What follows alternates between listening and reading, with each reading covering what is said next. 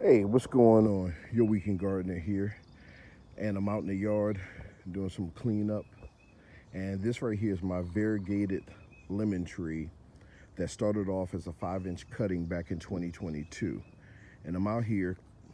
I mean, this ain't the best method, but you can see all that junk on the end of my knife. I'm scraping off aphid eggs like this. The ants have infected this tree with aphids, and it's all over the place. And I tell you, aphids are the only bug that gives me the itchies, or it just makes me feel like stuff is crawling on me as soon as I see them.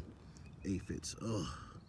And this right here, if I let this go on, this tree will be dead probably before, wow, July. And right now it's April.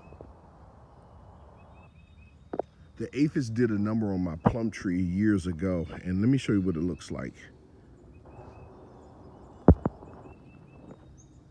That tree is just bouncing back from an aphid attack probably about 3 years ago, and I had to really clean the tree. Neem oil spray, high power hose spray. It was in a pot, and I think the soil was contaminated.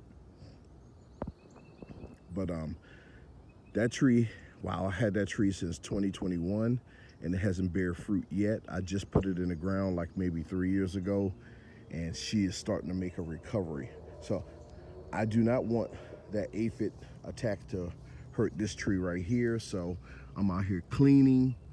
You can see buds and you can see fruit.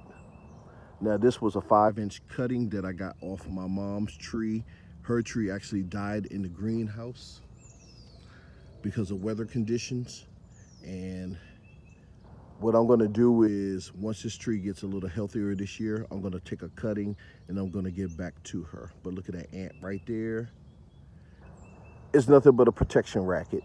The ants bring the aphids up the stem, sometimes to the leaves, and what they do is they drop the eggs off. Once the eggs hatch, the aphids go to work, start sucking out all the sap, and then the ants take the sweetness that the aphids got from the tree and they eat it, I guess, and take it to their nests.